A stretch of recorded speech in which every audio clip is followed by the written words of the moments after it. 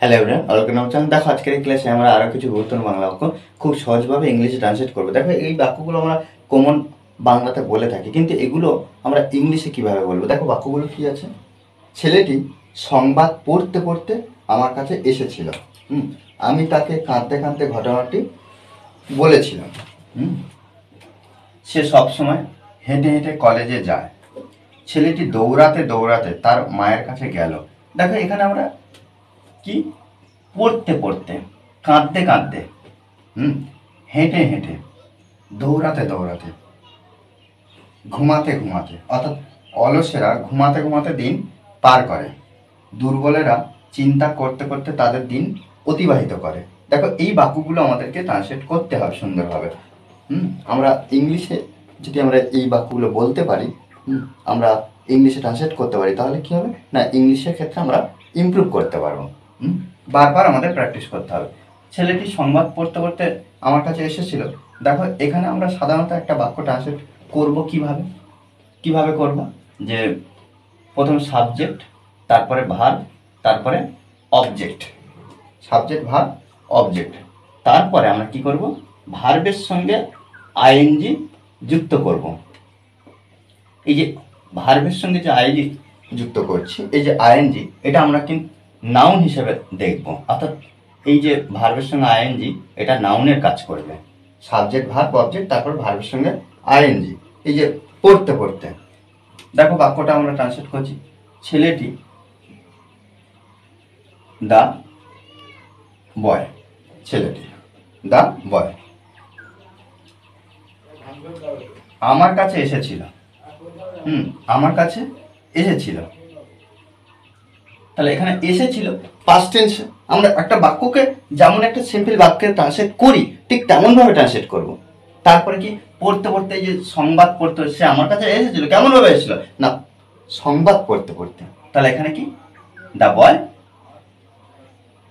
কেম, এসেছিল কার কাছে, আমার কাছে, আমার কাছে।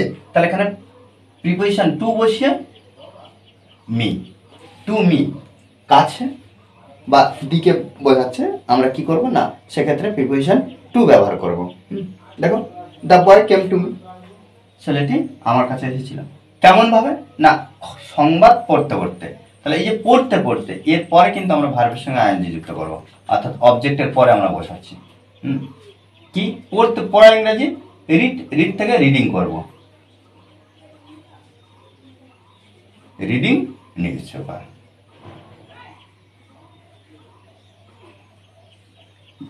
ওকে, সংবাদ পড়তে পড়তে ছেলেটি আমার কাছে এসেছিল, ব্যাস। এই বিষয়গুলো আমাদের কিন্তু মাথায় রাখতে হবে। আমি তাকে কাঁদতে কাঁদতে ঘটনাটি বলেছিলাম। তাহলে এখানে আমি, আমি বলেছিলাম, আমি বলেছিলাম, I told, I told, told. তাহলে আই টোল্ড, আমি বলেছিলাম, কাকে বলেছিলাম, তাকে, হিম। আই টোল্ড হিম, আমি তাকে বলেছিলাম। কি বলেছিলাম না, ঘটনাটি, দ্য ম্যাটার, দ্য ম্যাটার। তাহলে I told him, I told him, subject, তারপরে ভার্ব, অবজেক্ট। কাকে বলেছিলাম, তাকে বলেছিলাম। কি বলেছিলাম, দ্য ম্যাটার। এখানে এটাও অবজেক্ট আর এটাও কিন্তু অবজেক্ট, দুটো অবজেক্ট পেয়ে যাচ্ছে। আর অবজেক্টটা আমরা সাধারণত দুটো এখানে বুঝতে পারছি কি করে, আমরা যে ভার্বটা পাবো, সেই ভার্বের সঙ্গে কি বা কাকে দিয়ে প্রশ্ন করলে দুটোর উত্তর যদি আমরা পাই, তাহলে দুটো অবজেক্ট, যে কোনো একটা উত্তর পাবো, একটা অবজেক্ট। তাহলে আই টোল্ড হিম, আমি তাকে বলেছিলাম। আচ্ছা, কি বলেছিলাম, কির উত্তর কি, দ্য ম্যাটার। কাকে বলেছিলাম, হিম, তাকে। তাহলে দুটো অবজেক্ট পেয়ে গেলাম। ওকে, এবার আমরা কি দেখছি, তাহলে I told him the matter. হ্যাঁ, আমি তাকে ঘটনাটি বলেছিলাম। কাঁদতে কাঁদতে, ক্রাইং, ক্রাইং, ভার্বের সঙ্গে আমরা আইএনজি যুক্ত করলাম। সে সবসময় হেঁটে হেঁটে কলেজে যায়। তাহলে এখানে দেখো হেঁটে হেঁটে, এটা আমরা লাস্ট পজিশন আমরা দেখব। সে সবসময় হেঁটে হেঁটে কলেজে যায়। তাহলে সে সবসময় কলেজে যায়। তাহলে আমরা এখানে প্রথমে হি ব্যবহার করব, আর এই যে সব সময়, এই যে ভার্বের আগে আমরা বসিয়ে দেবো।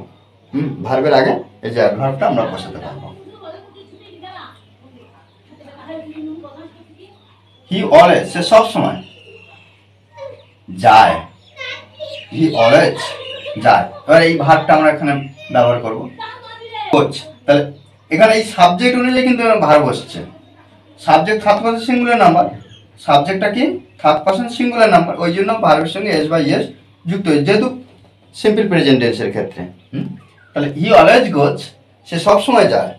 কোথায় যায়? কলেজে। Goes to college.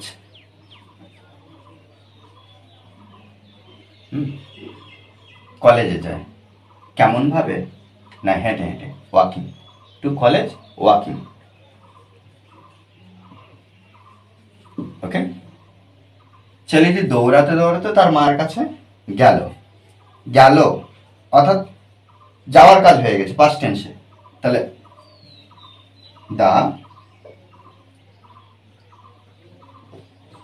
Boy went, ছেলেটি গেল। কোথায় গেল? তার মায়ের কাছে। ছেলেটি গেল কোথায়? তার মায়ের কাছে। টু ব্যবহার করব। তাহলে তার মায়ের কাছে, হ্যাঁ, প্রিপোজিশন টু ব্যবহার করছে। To his mother. Okay, to his mother, তার মায়ের কাছে। তার মায়ের কাছে গেল। দৌড়াতে দৌড়াতে, তাহলে রানিং। রানিং। ওকে, তাহলে দৌড়াতে দৌড়াতে। অলসরা ঘুমাতে ঘুমাতে দিন পার করে। তাহলে দা লেজি, লেজি, দা লেজি দিন পার করে। তাহলে দিন পার করে কেমন ভাবে? না ঘুমাতে ঘুমাতে। তাহলে এখানে দা লেজি পাস। পাস মানে কি? পার করা বা অতিক্রম করা। পাস কি? দিন। কাদের দিন? মানে এখানে দেখো কাদের বা অলসরা তাদের দিন, এখানে দেয়ার। দেয়ার, তাদের দিন। তাহলে দেয়ার ডেজ। ওকে, তাহলে the lazy pass their days, তাদের দিন পার করে। অলসেরা তাদের দিন পার করে, এখানে তাদের ব্যবহার করেনি, কিন্তু আমরা ইংলিশের ক্ষেত্রে এটা ব্যবহার করতে পারবো। কেমন ভাবে? না ঘুমাতে ঘুমাতে, স্লিপিং। ওকে, দুর্বলেরা চিন্তা করতে করতে তাদের দিন অতিবাহিত করে। দুর্বলেরা, তাহলে এখানে আমরা দা উইক ব্যবহার করব। The weak, WEAK, weak. Weak, দুর্বলেরা কি করে? অতিবাহিত করে। এখানে পার করা আর অতিবাহিত বিষয়টা কিন্তু একই।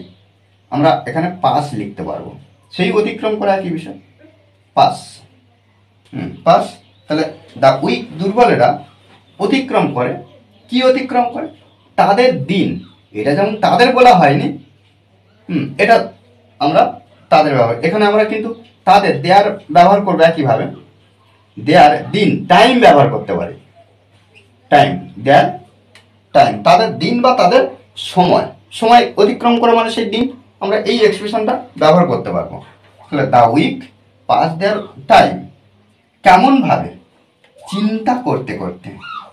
চিন্তা করতে করতে, থিঙ্কিং। ওকে, চিন্তা করতে করতে, দ্যাট টাইম থিঙ্কিং। এখানে দেখো ওই তার দিনগুলো কেমন করে কাটায়? না চিন্তা করতে করতে। ওকে, দেখো এইভাবে কিন্তু আমাদের প্রত্যেকটা বাক্য সুন্দরভাবে ট্রান্সলেট করতে হবে, আমাদেরকে বুঝতে হবে এক্সপ্রেশনগুলো।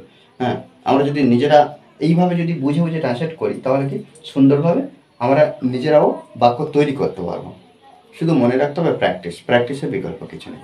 ওকে, আর এই ক্লাসটি যদি ভালো লাগে অবশ্যই লাইক কমেন্ট শেয়ার, আর যারা এখনো পর্যন্ত এই চ্যানেলটি সাবস্ক্রাইব করেননি তারা অবশ্যই চ্যানেলটি সাবস্ক্রাইব করে পাশে থাকবেন। Okay, thanks for watching this video.